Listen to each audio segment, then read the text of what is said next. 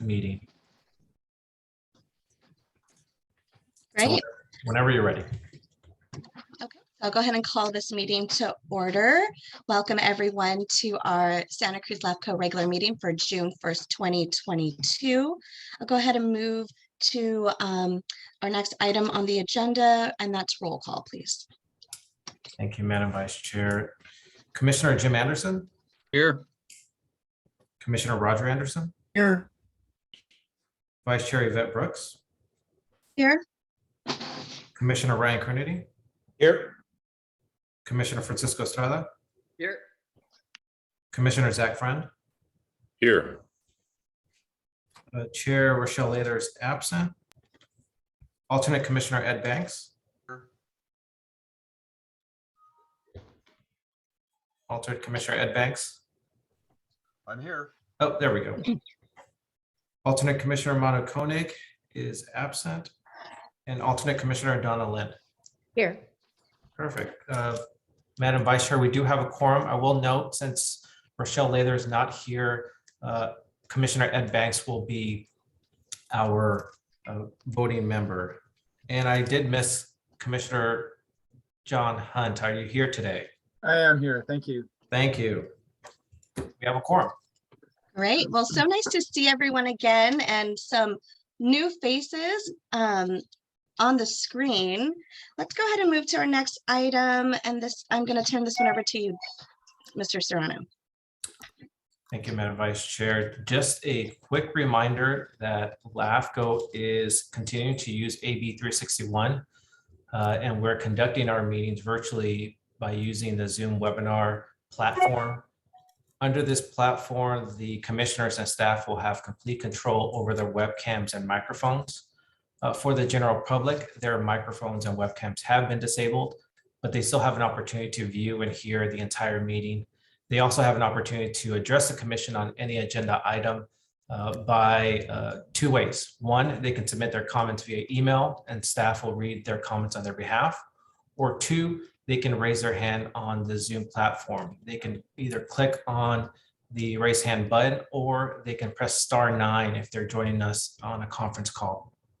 And as always, for any virtual meeting, there will be a roll call vote for any commission action. Madam Vice Chair, that concludes my update on the virtual meeting process. Great. Let's go ahead and now move on to our next item on the agenda. And this is the approval of the May 4th, 2022 regular LAFCO minutes. All right, I'll open this up to our commissioners. Do any commissioners have any questions or edits they'd like to make to the minutes? Chair Brooks, I have one typo. And Mr. Hunt, please. to mention, and that is in item 2C. There's a typo in that Donna Lind's name is miscorrectly spelled. Nice, Mr. Hunt. Thank you. I apologize for that, and I'll make the edit as part of the motion. Okay, with that, I'll move ahead. approval of minutes. Second. we have a first from Mr. Anderson. Mr. Anderson, that's with those the edits to item 2C. And who was the second from? The other Anderson. Mr. Roger Anderson has a second. Guys are fast on the screen here. Okay, so I have a first and a second. Any questions from the audience, the participants? Madam Vice Chair, I don't see any hands raised. Okay, let's go ahead and take a roll call vote then. Thank you. Commissioner Jim Anderson, Yes. Commissioner Roger Anderson, Yes.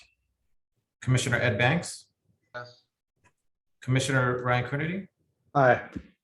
Commissioner Francisco Estrada. I will abstain since I was not present at the last meeting. Okay. Commissioner Zach Friend Aye. and Vice Chair Yvette Brooks. Aye. This motion passes with the 6-0 vote with one abstention. Thank you, Mr. Serrano. Let's go ahead and move on to our next item on the agenda.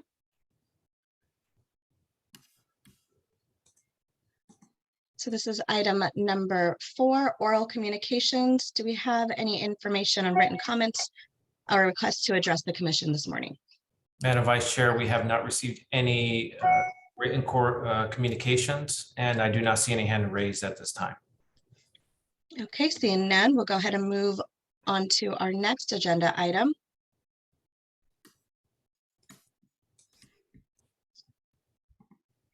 And Madam Vice Chair, would you like me to do my presentation on this item? Perfect. Yes, sorry, it's stuck on my screen, so it looks like it's halfway through. Oh, there it goes. Perfect. Okay, Okay, perfect. so this is item number 5A, the PVRG Club Annexation Project number DA 22-05, and I'll turn this over to staff. Thank you, Madam Vice Chair. LAFCO received an application from the Salispuedes Sanitary District to annex 2 parcels in order to discontinue the use of an existing septic tank system, but more importantly, provide sewer service to the subject parcels. LAFCO staff's analysis is available in your agenda packet. For today's presentation, I will simply go over the key factors. First, the district was the one who initiated this annexation through the unanimous adoption of a resolution back in March. Secondly, the owner of the 2 parcels supports this annexation and submitted a letter to LAFCO expressing their support in April. Next is that the 2 parcels are located within the district sphere, indicating that the district is the most logical sewer provider and should annex the area.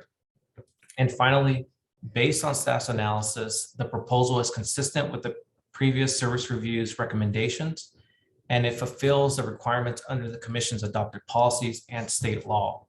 Therefore, staff is recommending that the commission adopt the draft resolution approving the 2 parcel annexation to the Salispuedes Sanitary District.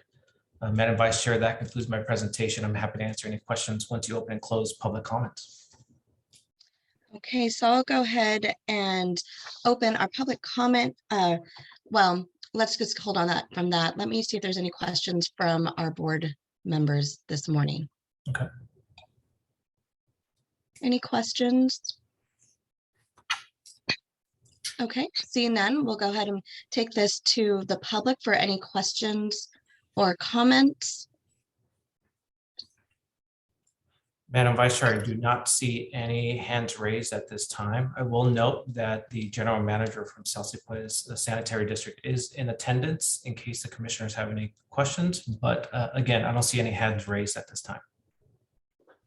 Okay, so we'll bring this back to our commissioners for final deliberation and a vote. Commissioners?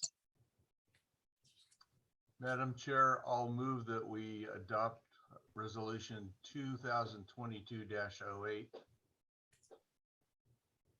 Thank you, Mr. Banks. So we have a first. Is there a second? I'll make that second. Okay, we have a second from Mr. Jim Anderson. Any other final thoughts from our commissioners? Seeing none, we'll go ahead and have a roll call vote, please. Okay. Commissioner Jim Anderson, Aye. Commissioner Roger Anderson, Aye. Commissioner Ed Banks, Aye. Commissioner Ryan Coonerty, Aye. Commissioner Francisco Estrada, Aye. Commissioner Zach Friend, Aye. and Vice Chair Yvette Brooks. Aye, This motion passes unanimously. thank you. We're now going to move on to item 5B. This is the final budget for fiscal year 22-23. And I'll bring this back to you, Mr. Serrano. Thank you, Madam Vice Chair. Back in April, this commission adopted the draft budget for fiscal year 2022-23. As part of that approval, the commission directed staff to do 2 things. 1, distribute the draft budget to our funding agencies for comments, and 2, provide more information on 2 key budgetary items: pension liability and insurance expenses. The additional information is available in your agenda packet.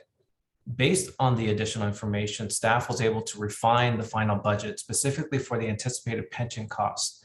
Staff was able to retrieve CalPERS actuarial report to determine our anticipated cost. While our pension liability is expected to increase for the upcoming fiscal year, staff, while our pension liability is expected to increase, LAFCO has decreased the total salary and benefits by 2% under this new budget, as seen on your screen. As the commission is aware, staff has been able to better reflect LAFCO's budget by utilizing historical data, which is shown as an attachment to your staff report. In order to continue refining LAFCO's finances, staff will be presenting a reserve policy to the commission later this year. In summary, the final budget for fiscal year 22-23 consists of decreases in 15 different expense categories, with only 3 increases, while the rest remain the same. Again, this is based on the commission's establishment of a more conservative yet effective budgetary practice. That is why the proposed budget only has an overall increase of 4% compared to the current budget, but more importantly, not one funding agency expressed any issue regarding the proposed budget. On the contrary, staff has received appreciation from our funding agencies on how LAFCO conducts its budgetary process now. That being said, staff is recommending that the commission adopt the draft resolution approving the final budget for fiscal year 2022-23. And Madam Vice Chair, that concludes my presentation. I'd be happy to answer any questions once you open and close public comment. Okay. Thank you, Mr. Serrano. Let's go ahead and take this to the public. If there's any questions or comments from the public. I do not see any hands raised at this time. Okay, let's bring this back to the commissioners. Any questions for Mr. Serrano regarding the budget? I don't have a question, Madam Chair, just a comment that it's a responsible budget. I appreciate the work that Mr. Serrano has done in regards to keeping costs contained, but also providing the increases where they are needed. Thank you, Commissioner Friend. Mr. Roger Anderson, I see your hand raised. Yes, I just wanted to thank Mr. Serrano for the budget. I was glad to see the additional information on the pension funds. The big thing, of course, is how big our side fund grows versus what our ongoing normal cost expenses are. And I appreciate the information. I hope, however, that next year that there will actually be 2 different items. So we'll get a better idea by just looking straight at the budget. But otherwise, I am satisfied and thank you. And Commissioner Roger Anderson, going forward, our budget will have additional sub expense items. That way we can see a breakdown of the pension expenses going forward in our future budget. So I appreciate your comments. Thank you. Thank you, Mr. Anderson. If there's no other comments from the public at this time or questions, I'll bring this back to the commissioners for a vote. Get a motion in a second, that'd be great. I'll make a motion that we approve the budget as stated. Thank you, Mr. Jim Anderson, I will second the motion. and a second from Mr. Roger Anderson. We have a first and a second. There's no other comments. Let's move this to a roll call, please. Yes, ma'am.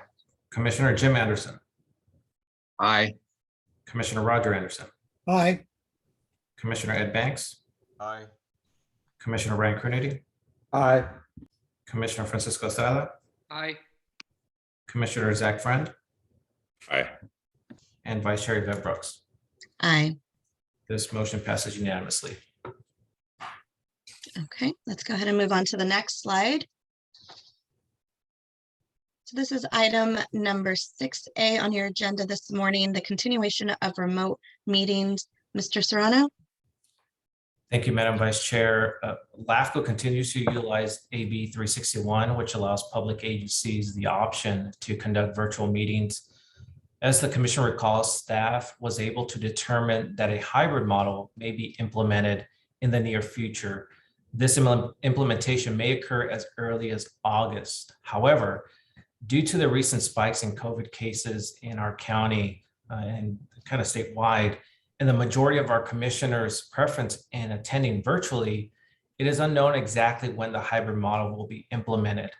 Therefore, staff is recommending that the commission ratify the attached resolution to continue virtual meetings and allow staff to determine whether the next LAFCO meeting in August will be 100% virtual or a hybrid approach. Madam Vice Chair, that concludes my presentation. I'm happy to answer any questions once you open and close public comments. Okay, so let's go ahead and take this to the public for any comments or questions. I do not see any hands raised. All right, let's bring this back to the commission for any questions, comments, thoughts. No pressure, anyone. We're making good time, though. All right, seeing no comments, I'll go ahead and entertain it. Let's entertain a motion. I'll move the motion to continue the remote meetings, subject to what Mr. Serrano recommends. I'll second Roger's motion. Okay, we have a first from Mr. Roger Anderson and a second from Mr. Jim Anderson. Mr. Serrano, may I have a roll call vote, please? Yes, ma'am. Commissioner Jim Anderson, Aye. Commissioner Roger Anderson, Yes. Commissioner Ed Banks, Aye. Commissioner Ryan Coonerty, Aye. Commissioner Francisco Estrada, Aye. Commissioner Zach Friend, Aye. and Vice Chair Yvette Brooks. Aye. This motion passes unanimously. Okay, moving right along to item 6B. 1 second, sorry about that. There we go. Very good. This is for a new lease agreement for our LAFCO office. Mr. Serrano, the floor is yours. Thank you, Madam Vice Chair. For almost 20 years, LAFCO has been renting office space at the county governmental building under several lease agreements. The current agreement is set to expire on June 30th, 2022, so later this month. Staff has been able to negotiate a new 4-year term that is virtually identical to the current agreement, with the exception of the rates increasing by 5% if approved. The proposed agreement also includes a 2-year extension option, so this lease can be in place until June 30th of 2028. Therefore, staff is recommending that the commission approve the new lease agreement with the county. Madam Vice Chair, that concludes my presentation. I'm happy to answer any questions once you open and close public comment. Okay, Mr. Serrano, do we have any questions from the public this morning? Madam, I do not see any hands raised at this time. It's a lively bunch out there. Okay. Exactly. Let's bring this back to our commissioner. I see Mr. Ed Banks. Hand raised. Mr. Serrano, does the lease option from 26 to 28 allow for a rent increase, or will it be as expiring? I'm sorry, Commissioner Ed Banks, I can barely hear you. I'm not sure if that's another issue with the commissioners. I couldn't hear that question, sorry. Okay, but the lease option for 26 to 28, is the rental per square foot going to be the same as it is for 24 to 26, or is there a built-in escalator? So that's a great question. And my understanding is the rates for the 2-year extension will be the same as the last rate for the previous increase of 5%. So that's my understanding. But as we move closer to that, I'll get verification from the county. But based on the current market rate, with or without the rate increase to the 5%, I think it's of value to continue being in this office location. I agree, absolutely. Any other questions from our commissioners? Okay, seeing none. Anyone would like to make a motion? I'll move the new lease agreements. We have a first from Mr. Roger Anderson Second. and a second from Mr. Banks. May I have a roll call vote for item 6B? Alrighty, Commissioner Jim Anderson, Aye. Commissioner Roger Anderson, Aye. Commissioner Ed Banks, Aye. Commissioner Ryan Coonerty, Aye. Commissioner Francisco Estrada, Aye. Commissioner Zach Friend, Aye. and Vice Chair Yvette Brooks. Aye. This motion passes unanimously. Okay, we're going to move on to our next item. This is item number 60 on your agenda for the new LAFCO website. Mr. Serrano. Thank you, Madam Vice Chair. I am proud to announce that the new LAFCO website is up and running. I'm so pleased with the final product and want to thank Chase Designs and their team for really understanding LAFCO's purpose and reflecting that in our website. As the commission is fully aware, staff has been advocating for more transparency from every city and special district in Santa Cruz County as part of our ongoing service reviews. Staff expects each agency's website to be rich with information that is easily accessible. I'm happy to report that our own website also meets that gold standard. I won't go through the entire website, but I just want to show how all the web pages are consistent and has minimal scrolling. So I'll just show my screen really quick. So this is currently our website.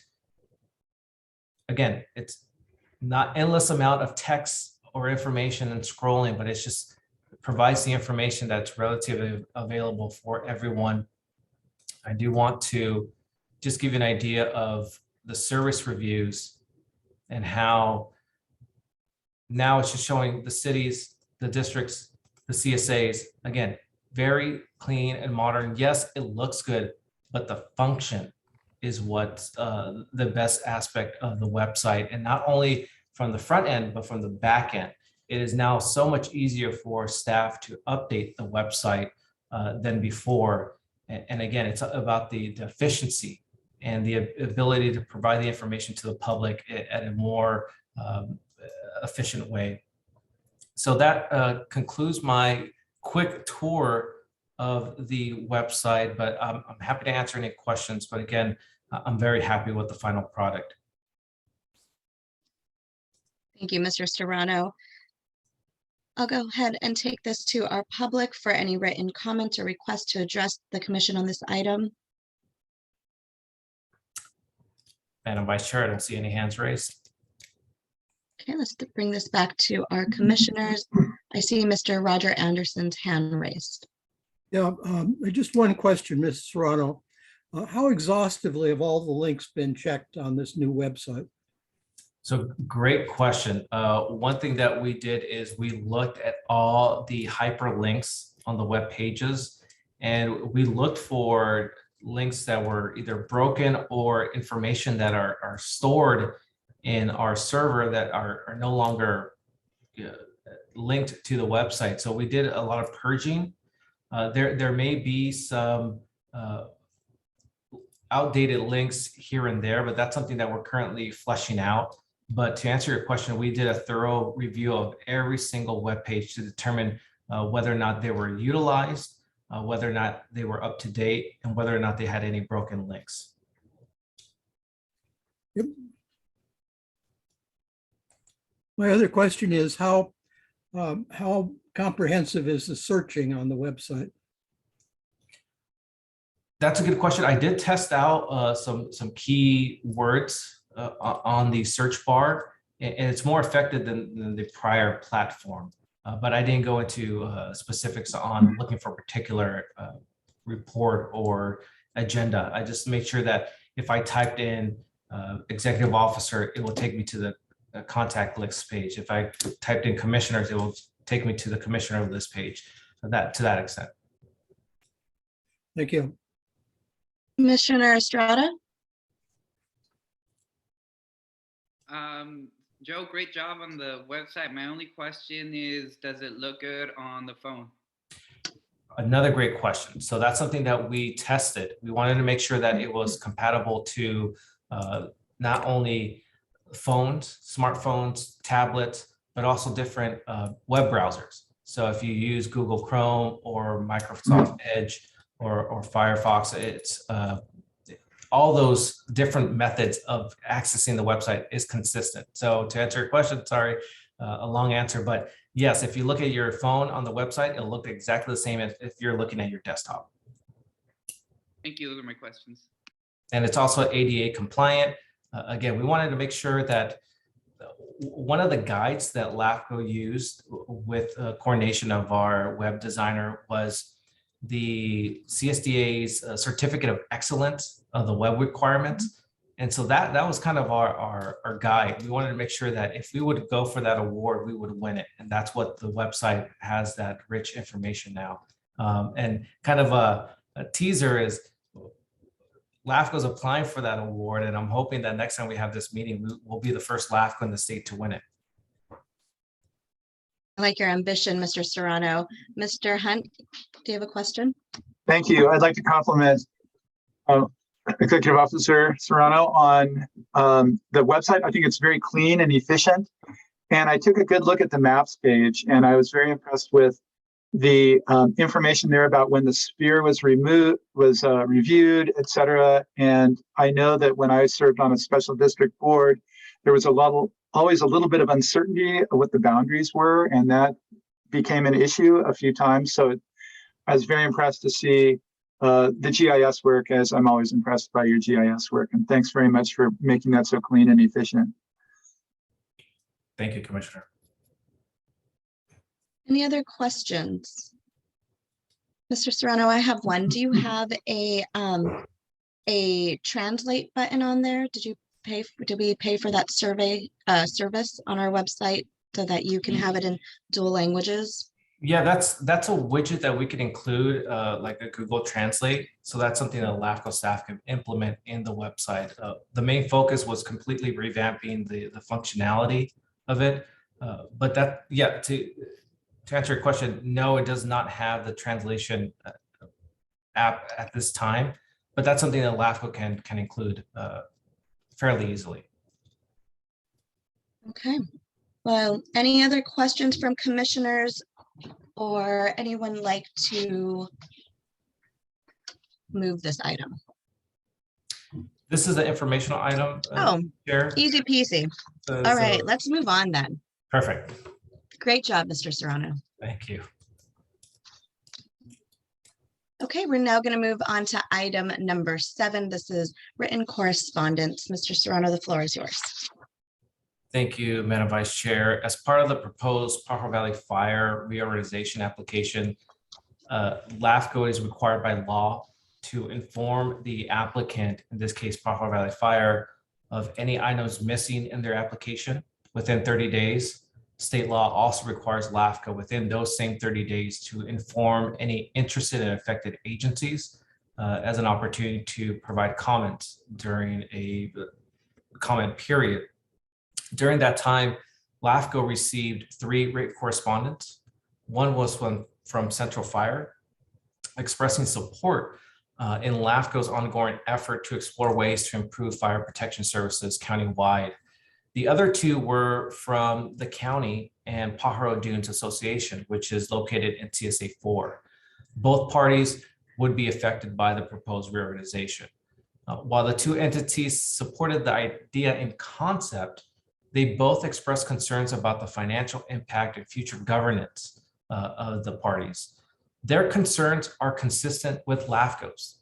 That is why this commission is in the process of hiring an outside consulting firm to produce a feasibility study to answer those very concerns.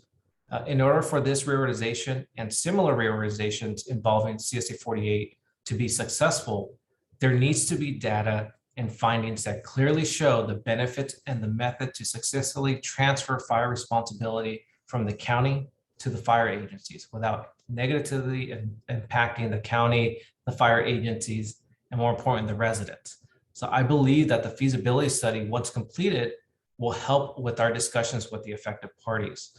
I do want to give the commission a quick update on the RFP process for that feasibility study. Staff did receive 3 bids before the May 18th deadline. After meeting with the firms, LAFCO staff is finalizing our recommendation on which firm is the most qualified. Staff's recommendation will be presented at our August meeting.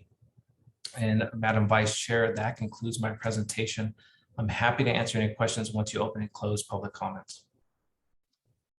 Okay, I'll go ahead and open the floor to public comments at this time.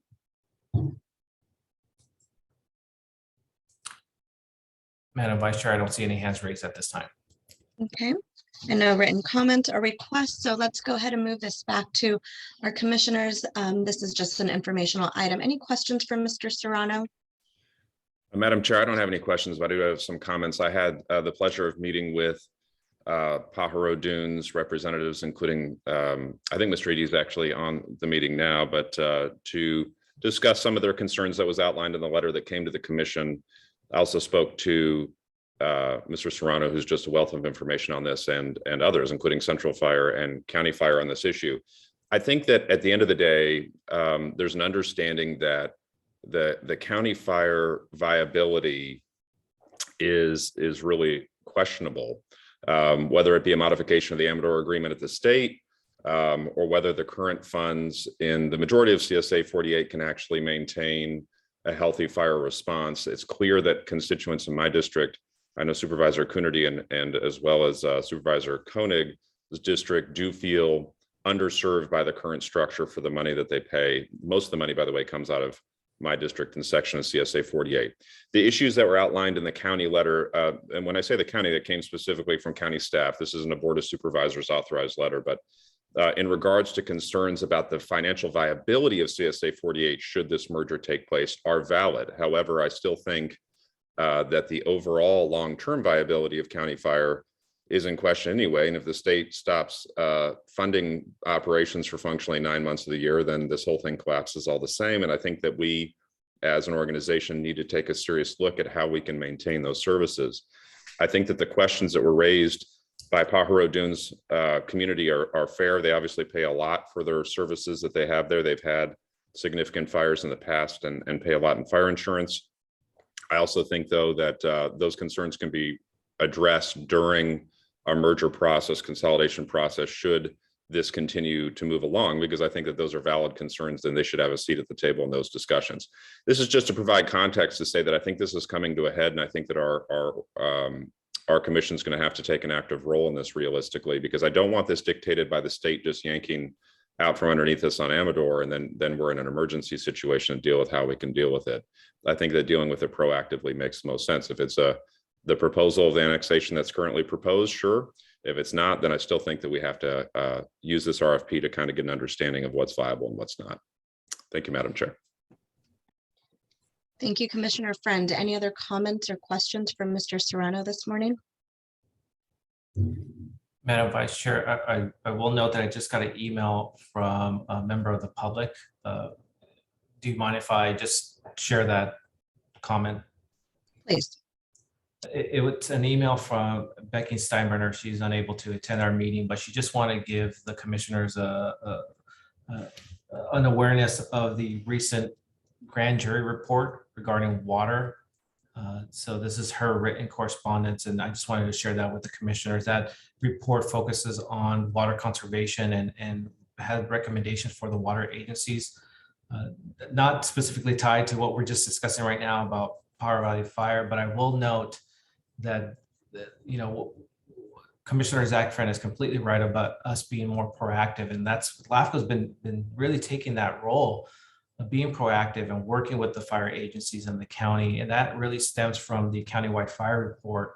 The reason why I'm bringing that up and tying it in with Becky's email is LAFCO is also working on a countywide water report, and that report's going to be presented to the commission in August. And a lot of the there's a lot of synergy between the grand jury's recommendation and LAFCO's countywide water report. So just wanted to share that with you. But with that, I can answer any questions regarding Becky Steinbrenner's email. Okay, I see Mr. Jim Anderson's hand raised. Well, I was just going to add that, that as to Zach's comments, CSA 48 has had issues for a long time. And I know Felton, we're looking at expanding our sphere, which would take in some of the CSA 48 area. And we're doing it with the intent of the dispatch protocols with CAL FIRE, because most of the year we respond instead of CAL FIRE on a mutual aid agreement. And I know that I've talked to some of the other districts that do somewhat the same, and they had interest in taking on some of CSA 48, But the tax revenue that they would receive for doing that was,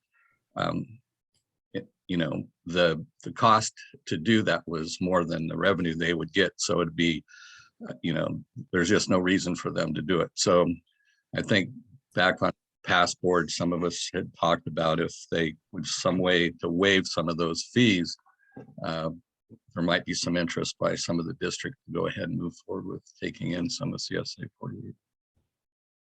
And That's all I Commissioner have.